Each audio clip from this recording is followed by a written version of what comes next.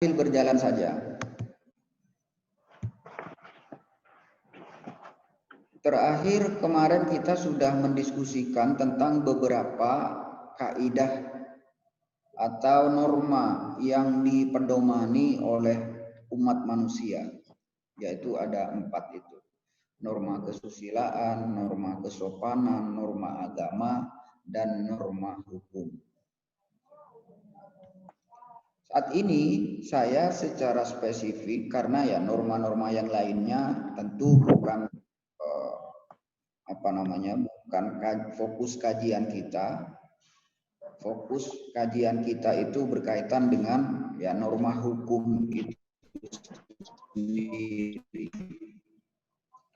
Sehingga saya ingin menjelaskan berkaitan dengan kaidah atau norma hukum saja. Sebentar ya, saya pakai ini dulu.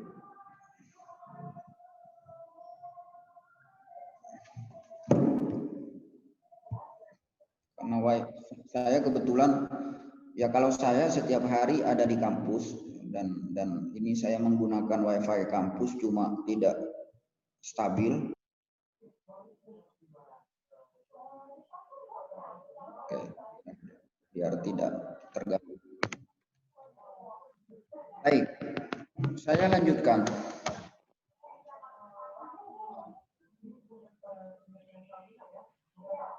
Saudara dapat baca bahwa kaidah hukum itu melindungi lebih lanjut kepentingan-kepentingan manusia yang telah memperoleh perlindungan dari ketiga kaidah lainnya dan melindungi kepentingan-kepentingan yang belum mendapat perlindungan dari ketiga kaidah tersebut.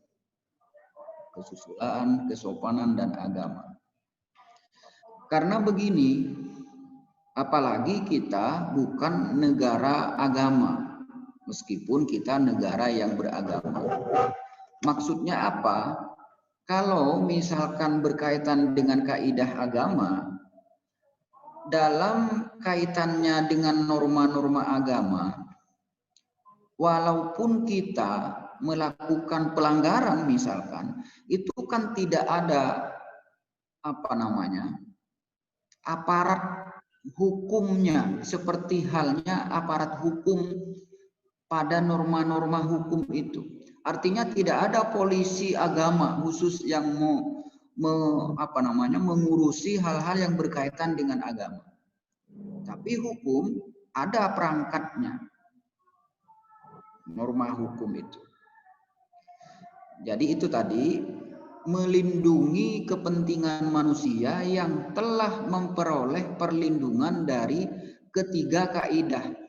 Contohnya, menurut kaidah atau norma kesusilaan, memfitnah orang atau melakukan perbuatan tidak menyenangkan terhadap orang lain, menurut norma kesusilaan, norma kesopanan, demikian juga norma agama, itu kan dilarang.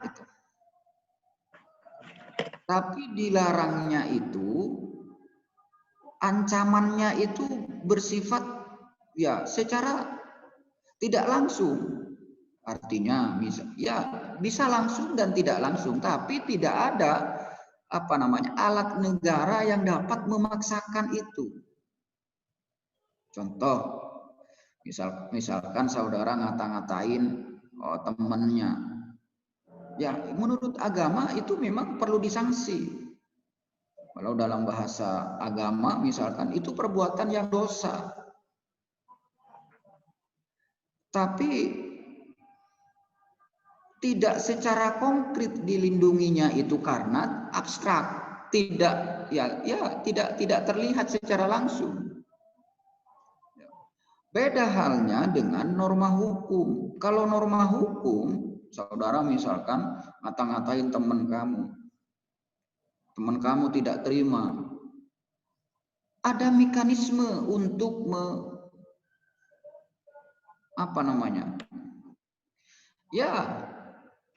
melakukan perlawanan atas tindakan yang bertentangan dengan kaidah hukum itu. Dan itu ada alat negaranya yang bisa memaksakan itu. Saudara misalkan terlebih dahulu dipanggil oleh pihak yang berwajib, dimintai keterangan di BAP. Kalau sudah selesai, prosesnya itu dilimpahkan oleh penyidik itu kepada kejaksaan. Kejaksaan kalau dianggap sudah lengkap dilimpahkan ke pengadilan. Nah, itu prosesnya. Nah, kalau dalam kaidah-kaidah lainnya itu tidak ada proses yang seperti itu. Nah, oleh karena itu, seperti dalam slide ini, bahwa kaidah hukum itu melindungi lebih lanjut kepentingan-kepentingan manusia yang telah atau yang belum mendapat perlindungan dari ketiga kaidah lainnya. Yang kedua, paham ya sampai di sini ya? Nah, saudara sekiranya di tempatnya tidak ramai gitu ya, boleh dinyalain audionya. Misalkan saya perlu tanya jawab itu kan bisa langsung menjawab ya. Nah, yang kedua, kaidah hukum itu ditujukan pada tindakan konkret, bukan untuk penyempurnaan manusia, melainkan untuk ketertiban masyarakat. Istilah dalam ilmu hukum itu hanya tujuan utamanya itu agar supaya terjadi social order atau ketertiban masyarakat, dan tidak ditujukan untuk penyempurnaan manusia. Jadi kalau dalam norma kesusilaan, norma agama, norma kesopanan, itu kan tujuannya agar supaya manusia itu jiwanya atau perilakunya bersempurna, baik, gitu ya. Misalkan orang gemar untuk memfitnah, misalkan. Kegemaran memfitnah itu akan mempengaruhi terhadap kesempurnaan manusia itu sendiri. Kan fitrahnya manusia itu kan baik pada dasarnya. Nah, sehingga kalau ada perbuatan-perbuatan atau tindakan yang menyalahi kaidah-kaidah itu, baik kaidah agama, kesusilaan atau kesopanan, maka hidup manusia itu menjadi kurang sempurna. Tapi kalau hukum tidak untuk itu, tidak untuk penyempurnaan manusia, tapi hanya untuk agar supaya tercipta ketertiban di tengah-tengah masyarakat, agar supaya di tengah-tengah masyarakat itu tidak ada saling benturan kepentingan antara orang yang satu dengan yang lain. Itu kaidah hukum itu ditujukan pada tindakan yang konkret. Jadi begini, yang pertama ditujukan pada tindakan yang konkret. Contohnya begini, mungkin saya sudah 3 kali memberikan kuliah dasar-dasar ilmu hukum ini. Itu hari Senin yang lalu pagi atau siang hari ya. Kemudian hari Sabtu kemarin juga saya memberikan kuliah ini lagi. Gak tahu ini teman-teman yang masuk kelas ini apa ikut lagi di hari Sabtu kemarin, saya nggak tahu. Nah, jadi begini, kalau kaidah hukum itu yang pertama hanya ditujukan pada tindakan. Jadi hanya yang ada bentuknya konkret itu yang kasat mata yang bisa dilihat. Nah, hukum itu baru bisa menjamah ke sana. Contoh begini, gampangnya itu. Saya melihat di sini ada nama Peggy Agustiana. Peggy, saya pikir ini cewek, ini sering nge-WA ke grup-grup itu, saya pikir ke cewek, ternyata cowok. Nah, Peggy misalkan di kampus misalkan, nah, perkuliahannya campur antara cowok cewek, di sampingnya ada temen-temennya, anu rada heran misalkan gitu. Nah, kemudian di pikirannya Peggy misalkan muncul pikiran yang ngeres-ngeres misalkan. Nah, misalkan itu Peggy, karena dari potongan rambutnya itu kayaknya memang seperti itu. Jika nama itu mah. Nah, misalkan seperti itu. Nah, kalau hanya itu masih dalam batas-batas yang tidak konkret, hukum itu tidak bisa menjamah. Kaidah atau norma hukum itu tidak bisa masuk. Tidak bisa orang dilaporkan atau dituduh melakukan sesuatu terhadap sesuatu yang masih dalam bentuk pikiran, tidak bisa. Makanya kaidah hukum itu ditujukan pada tindakan konkret. Kecuali misalkan Peggy karena pikirannya ngeres, kemudian colak-colek misalkan. Nah, itu kan sudah tindakan konkret itu. Nah, hukum baru bisa menjamah itu. Baru bisa kaidah hukum itu dipakai untuk mengatur tindakan seperti itu. Poin yang kedua, yaitu hukum itu bukan untuk penyempurnaan manusia. Kalau hukum itu tidak ada urusannya dengan hal-hal yang bersifat batin itu, yang tidak konkret itu. Kalau dalam kaidah kesusilaan, kaidah agama, apalagi kaidah agama gitu ya, dan kesopanan misalkan, orang pikirannya ngeres saja itu sudah dihukumi menurut kaidah atau norma yang 3 itu. Apalagi norma agama gitu atau kaidah agama. Itu tidak boleh, sudah berdosa itu. Tapi kalau menurut hukum, kaidah hukum tidak masuk ke sana. Pek teh teuing. Misalkan contoh lainnya, misalkan sah deui gitu. Rivaldi misalkan. Sawak-awak pinuh ku tato misalkan. Dalam kacamata hukum itu tidak ada urusan, tidak ada masalah. Tidak ada masalah. Tapi dalam kaidah lainnya, kesopanan misalkan. Sebagian masyarakat nganggap orang yang tatonan itu, yang bertato itu dianggap suatu ada stigma yang tidak baik gitu kan, misalkan seperti itu. Tapi kalau menurut hukum tidak mengatur tentang hal itu. Pek teh teuing rek jeung sirah-sirahna di tatoan itu tidak ada masalah dalam menurut hukum. Dan ya karena itu tadi bukan untuk penyempurnaan manusia, tetapi untuk menjaga ketertiban masyarakat. Social order dalam istilah lainnya itu. Agar hukum itu atau kaidah hukum itu dibentuk supaya tercipta ketertiban di tengah-tengah masyarakat. Karena di tengah-tengah masyarakat, jangankan masyarakat banyak dalam lingkup negara misalkan. Dalam rumah tangga saja sering terjadi keributan. Cek salaki na kieu, cek pamajikan anak kieu, cek anak na kieu.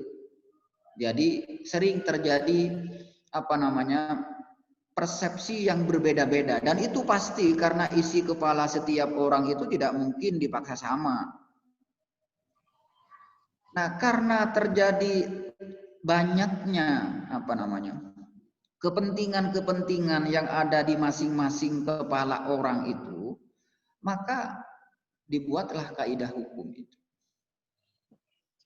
Makanya ya tidak boleh kemudian saudara tidak setuju terhadap pengesahan undang-undang cipta kerja yang baru-baru saja rame ini.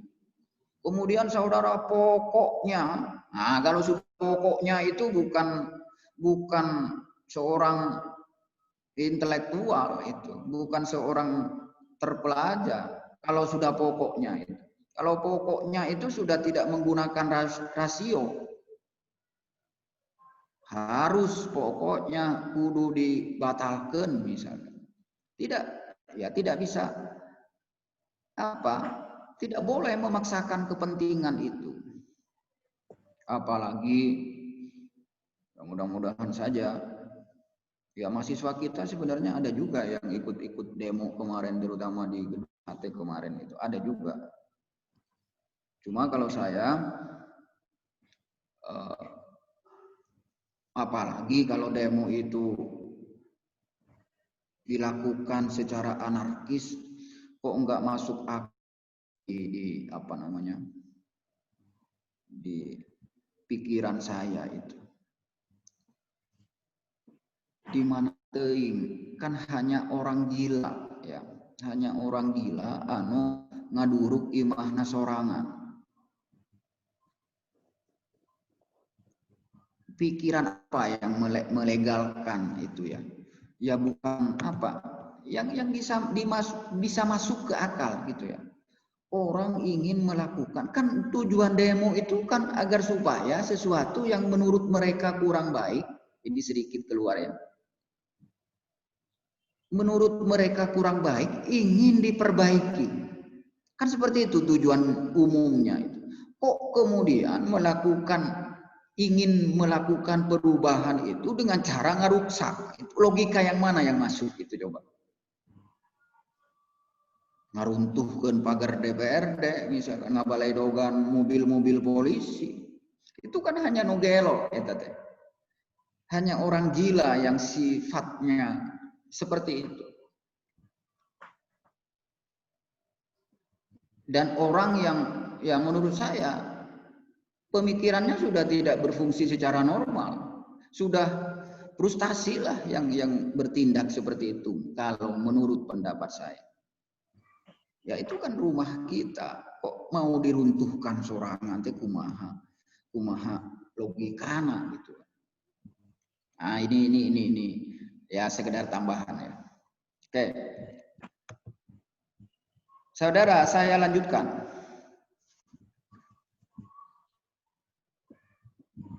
Selanjutnya, isi kaidah hukum itu, isi dari kaidah hukum itu ditujukan pada sikap lahir manusia. Ya seperti tadi saya sampaikan itu. Jadi sikap lahirnya yang dinilai. Kemudian selanjutnya kaidah hukum mengutamakan perbuatan lahir. Apa yang dibatin atau difikirkan tidak menjadi urusan hukum. Nah, ini ada kaidahnya dalam ilmu hukum itu. Cogitationis puna nimu patitut. Ada yang menyebutnya nimu patitum. Cogitationis puna nimu patitum. Ini dalam bahasa Latin. Artinya seseorang tidak dapat dihukum karena apa yang ada dalam pikiran atau dalam batinnya. Seperti tadi yang saya contohkan ke Peggy tadi itu. Jadi yang bisa dijamah oleh hukum itu hanya perbuatan-perbuatan yang sifatnya lahir. Sudah dalam bentuk konkret. Kalau masih dalam bentuk pikiran, masih suara hati, itu hukum tidak bisa masuk, tidak bisa menjamah. Selanjutnya, ya masih sama pada dasarnya. pada hakikatnya hukum itu tidak mempersoalkan sikap batin manusia. Erek ajengan misalkan di kopiah, di sorban, di jubah misalkan. Ari kalakuan anak ngabangsat misalkan, oleh hukum tetap ditewak. Tapi sebaliknya meskipun seperti tadi, seawak-awak pinuh putato, tapi jelma soleh misalkan, ya hukum tidak boleh kemudian, karena tatonan ditewak ku polisi, tidak boleh. Kalau sikap batin itu dalam perspektif hukum itu tidak dipersoalkan. Tidak dipersoalkan. Itu seperti itu. Yang kedua, selanjutnya. Yang ketiga, hukum tidak memberi pedoman tentang bagaimana seharusnya batin manusia itu. Jadi hukum tidak mengatur tentang bagaimana batin semestinya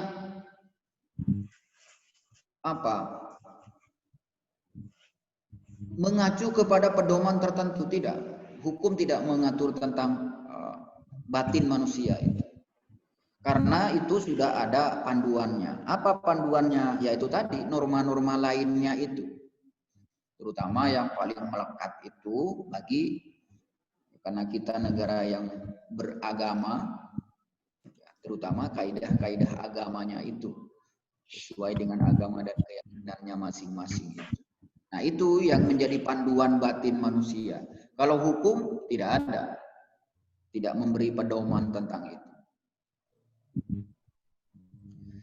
Selanjutnya, setelah terjadi suatu perbuatan lahir yang relevan bagi hukum, kemudian hukum mencampuri sikap batin manusia. Contoh, ada tidaknya kesengajaan, perencanaan, atau iktikat baik. Kalau sudah ada tindakan hukum yang bersifat lahir, contoh misalkan misalkan di angkutan umum, misalkan di KRL misalkan, biasanya kalau KRL Jakarta itu pesedek-sedek itu yang berjubel gitu kan. Misalkan karena kondisinya seperti itu, misalkan antara penumpang yang berlainan jenis kelamin itu, ada salah satu pihak, taruhlah perempuan misalkan, yang merasa dilecehkan oleh penumpang lainnya yang berjenis kelamin laki-laki misalkan. Ya.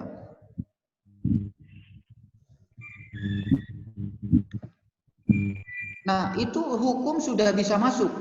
Kalau ada misalkan konopa sedok-sedok, misalkan ya sehingga ada penumpang yang perempuan merasa seperti itu, misalkan, sehingga diselesaikan dalam ranah hukum misalkan. Nah, ketika ada terjadi perbuatan lahir semacam itu, kemudian hukum mencampuri sikap batin manusia. Maka hukum kemudian mencampuri sikap batin manusia itu dicari. Apakah ini orang memang sengaja melakukan tindakan pelecehan itu atau tidak ada unsur kesengajaan? Itu kan sengaja atau tidak itu kan ini kan berkaitan dengan batin kan, menurut pikiran seseorang kan. Bisa jadi misalkan ngambil kesempatan lah dalam kesempitan misalkan, mumpung ya pas sedek-sedek kieu misalkan. Nah, aparat hukum itu atau alat negara itu boleh mencampuri sikap batin manusia ketika sudah ada perbuatan lahirnya. Tapi kalau belum ada perbuatan lahirnya tidak bisa, tidak boleh. Orang melakukan pembunuhan misalkan, apakah orang ini melakukan pembunuhan ini sengaja atau tidak. Ini pembunuhan ini memang sudah direncanakan atau tidak. Itu. Nah, dalam proses penegakan hukum misalkan orang ini mempunyai itikat baik atau tidak. Itu kan soal sikap batin itu. Misalkan saudara main lang-layangan misalkan. Tiba-tiba lang-layangan anak itu ya apa istilahnya, talinya itu apa, gelasan ya, ngajirat orang atau yang sedang berkendara di jalan itu sehingga mengakibatkan kematian misalkan. Nah, lehernya misalkan karena ini untuk aduan biasanya lang-layangan teh sok dibere eta teh gini supaya seget ya, sehingga mengakibatkan sampai orang yang kejirat ku tali lang-layangan itu mengakibatkan kematian. Itu kan sudah ada perbuatan lahir. Nah, karena ada perbuatan lahir itu hukum masuk mencari sikap batin manusia. Apakah perbuatan membunuh ini disengaja atau tidak?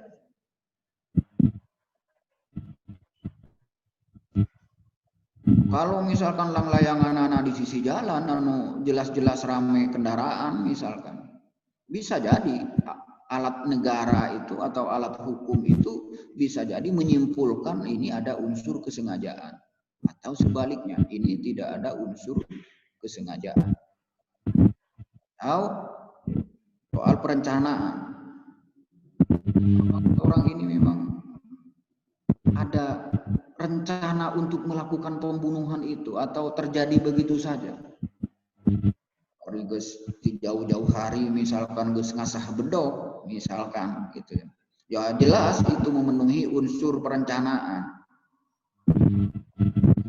Tapi kalau saudara misalkan dalam kondisi kepepet tengah malam tiba-tiba ada bangsat misalkan, secara tidak sadar karena dalam posisi kepepet, ayah apa saja diharapna untuk membela diri dijadikan alat untuk melakukan perlawanan terhadap orang yang mau berbuat jahat kepada kita itu, sehingga mengakibatkan bangsat misalkan, bisa jadi tidak berdasarkan kesimpulan penegak hukum itu tidak memenuhi unsur perencanaan, tidak direncanakan. Yang ketiga, kaidah hukum berasal dari luar diri manusia, heteronom, bukan dari dalam. Bukan dari dalam. Ya, karena itu tadi tidak mencampuri sikap batin itu dalam kondisi tidak ada perbuatan lahir. Yang mempengaruhi hukum itu bukan dari dalam diri manusia, tapi dari luar, bersifat heteronom.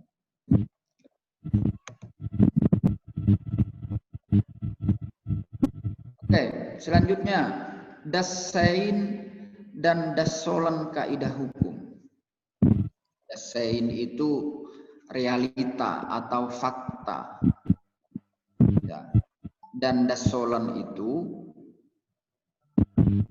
yang semestinya, ya, bukan berisi kenyataan atau alamiah atau peristiwa konkret. Tapi kalau dasain itu itu perbuatan yang konkret. Ini istilah dalam ilmu hukum. Jadi kaidah hukum itu merupakan ketentuan atau pedoman tentang apa yang seyogyanya dan seharusnya dilakukan. Itu dasolan namanya.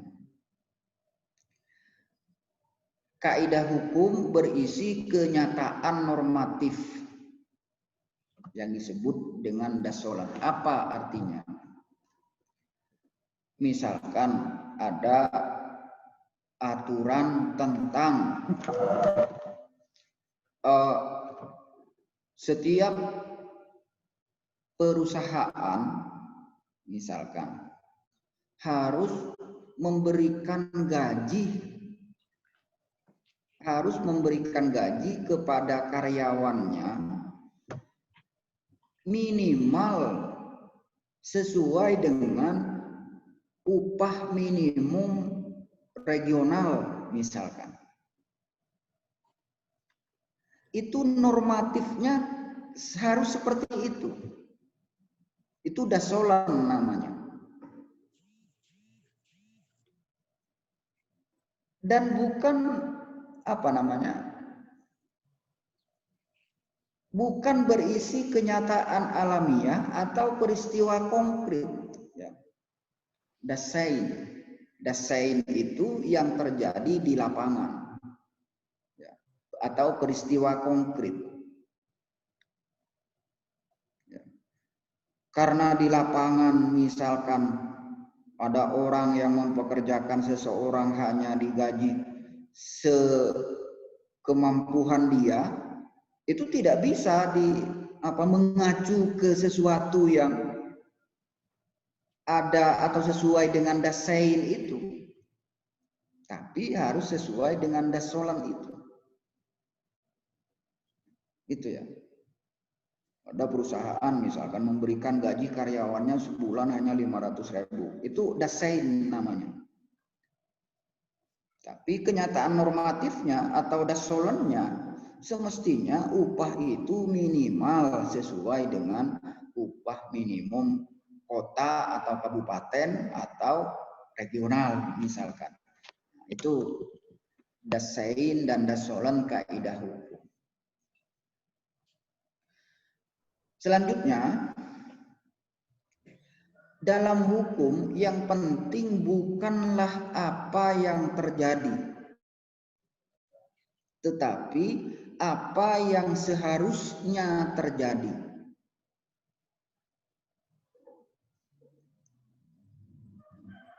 Ini contoh. Perbuatan korupsi itu dasein. Seharusnya kalau ada perbuatan korupsi itu harus solan, harus dihukum. Ya. Dasolannya itu setiap perbuatan korupsi harus dihukum. Tetapi daseinnya tidak semua perbuatan korupsi itu dihukum. Jadi dalam hukum yang penting bukanlah apa yang terjadi, tetapi apa yang seharusnya terjadi. Ya. Sebenarnya ya begini. Ini secara hukum ya, saya bicara ilmu. Ya, kalau ilmu itu ya meskipun agak nyeleneh gitu ya harus disampaikan. Artinya begini, saya mencontohkan. Ini dapat dipahami seperti halnya begini. Catat, ini saya bukan mengajari ya. Bukan ngajari. Tapi ini menurut pemahaman hukum. Pada dasarnya mencuri itu lamun henteu kanyahoan di mata hukum itu teu naon. Di mata hukum tidak ada masalah. Ya, paham ya? Jadi suatu perbuatan yang melanggar hukum kalau tidak ketahuan pada dasarnya tidak apa-apa di mata hukum. Tapi kan kita hidup itu kan tidak hanya berpedoman terhadap norma hukum saja. Ada norma agama, norma kesusilaan, norma kesopanan tadi itu. Di dalam kacamata hukum, sejauh itu tidak kanyahuan, tidak ketahuan, tidak ada masalah. Itu maksudnya yang tadi ini, perbuatan korupsi itu sein, Kan banyak atuh orang yang korupsi itu tapi tidak dihukum kan karena tekanyahuan. Yang sekarang dihukum itu baru disebut koruptor karena geus kanyahuan. Yang belum kanyahuan itu ayeuna masih disebut pejabat. Tapi pejabat itu sebenarnya juga tukang nyunatan duit negara. Ada yang seperti itu. Saya tidak mengatakan semua pejabat seperti itu, tidak. Nah, itu yang disebut dengan perbuatan korupsi sebagai secara normatifnya mesti dihukum. Tapi ya itu tadi, hukum itu hanya menjamah sesuatu yang bersifat lahir. Ya, secara lahir saja. Oke. Lanjut.